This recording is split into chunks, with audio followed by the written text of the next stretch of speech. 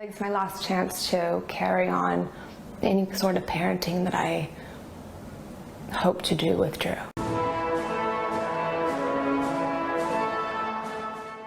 The opposition is calling on the immigration minister to urgently intervene after the widow of a Special Forces veteran was told she can't remain in the country to raise the couple's Australian child. I do need you to understand that our department doesn't care about people with blonde hair and white skin.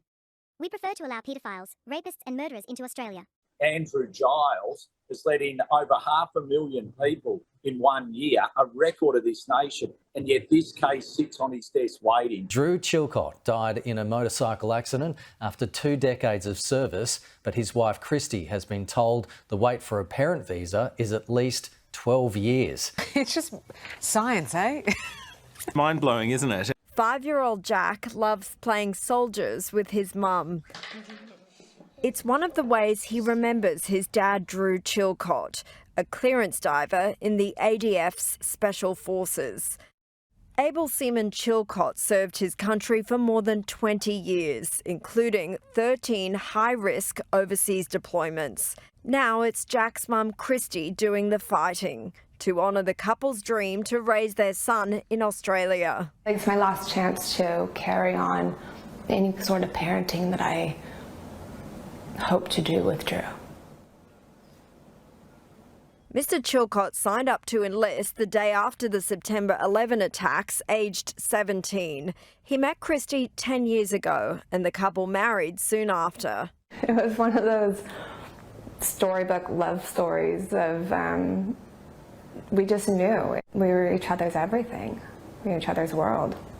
In 2021, he was medically discharged from the Navy after breaking his back during a training exercise, and the couple moved to LA where he worked in training for the US military. The next year, they were planning their return to Perth when Mr. Chilcott died in a motorcycle accident. In legal advice seen by Sky News, Mrs. Chilcott was told by an immigration lawyer she would get a bridging visa once back in the country until her parent visa was granted.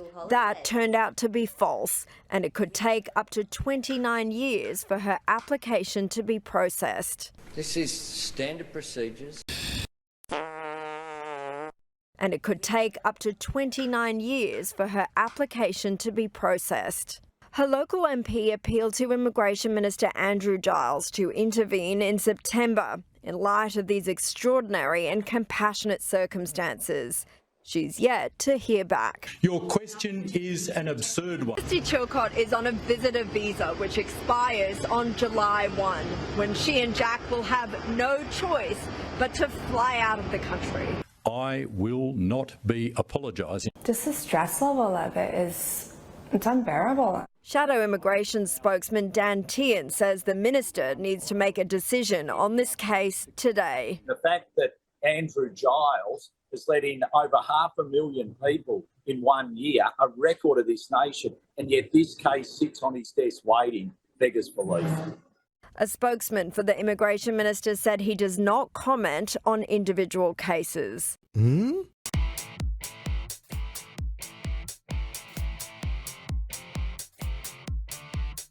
a Labor government will always look for ways in which we can provide assistance to those in need. We prefer to allow paedophiles, rapists and murderers into Australia. That's my style. I hope you've noticed that.